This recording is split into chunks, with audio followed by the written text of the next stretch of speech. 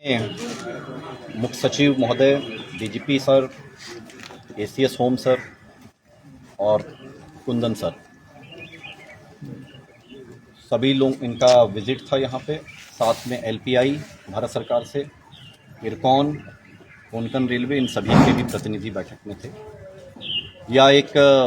India Nepal border पे सुरक्षा के दृष्टिकोण से सभी बिंदुओं का एक सामान्य विजिट थी, जिसमें अलग अलग जिलों में chief secretary sir, DGP sir लोग जा रहे हैं, हर जगह इस चीज़ का रिव्यू कर रहे हैं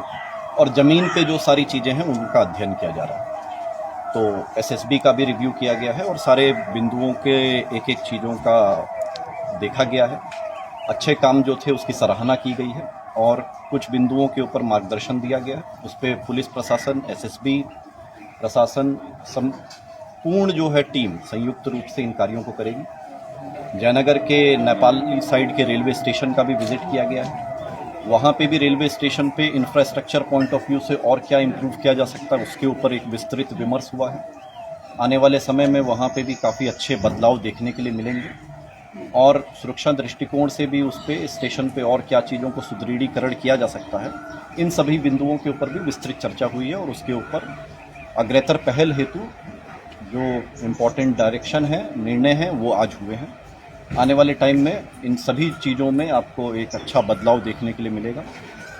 लगातार पुलिस प्रशासन मजबूती के साथ बॉर्डर क्षेत्र पे कार्य कर रही है, जिसका एक साक्षात उदाहरण आपका है कि पिछले 5 दिनों में 1000 किलो से ज़्यादा गांजा का सीजर हुआ है, जो जिसकी अनुमानित कॉस्ट लगभग 5 करोड़ रुपया है। इसी तरीके से उर्वरक की कालाबाजारी हो या अन्य जो बॉर्डर के क्षेत्र में कोई कालाबाजारी का कार्य हो, अन्य जो ट्रैफिक की व्यवस्था पे रैंडम चेकिंग हो, एस ड्राइव हो, जो एक क्रिमिनल्स की लिस्ट है जो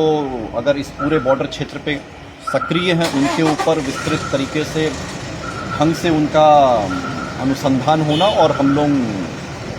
स्पीडी ट्रायल में लेके उन सभी को कन्विक्शन के स्टेज तक पहुंचाने का कार्य करने जैसी विस्तृत जो है बिंदुओं के ऊपर भी आज बात हुई और हम लोग लगातार पुलिस प्रशासन, जिला प्रशासन, प्रोसिक्यूशन सेल सभी जो है इसके ऊपर मजबूती से कार्य कर रहे हैं। मीडिया के माध्यम से भी इन सभी बॉर्डर क्षेत्रों पे जितने भी बिंदु हम लोग के प्रकाश में आएंगे, आपका भी इसमें सहयोग अति महत्वपूर्ण है और चाहे एसपी साहब के मोबाइल पे, चाहे हमारे मोबाइल पे, कहीं पे भी आप लोग कोई भी बिंदु ऐसा हो जो आपको लगता है जो हमारे संज्ञान में आना चाहिए, आप सभी डायरेक्टली व्हाट्सएप कर सकते हैं। जितनी जल्दी आपके माध्यम से हमारे कोई भी बिंदु संज्ञान में आता है, इसके ऊपर त्वरित कार्रवाई की जाएगी और कोई भी बिंदु को सिर्फ एक दृष्टिकोण से नहीं देखा जाएगा,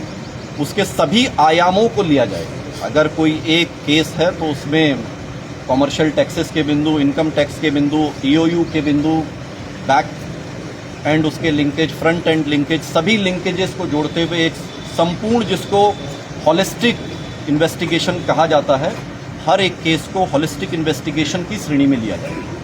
तो ये सभी आज एक अच्छा दिन था जयनगर के लिए और आने वाले टाइम पे जो कुछ और अच्छे प्रोजेक्ट्स हैं जयनगर पे जल्द से जल्द जो है इसको अमली जामा पहनाया जाएगा और आने वाले टाइम पे जयनगर को और विकास के लिए उठाया जाएगा और पूरे हमारे 135 किलोमीटर का जो इंडिया नेपाल बॉर्डर है मधुबनी का, जो कि one of the biggest India Nepal border है हमारा,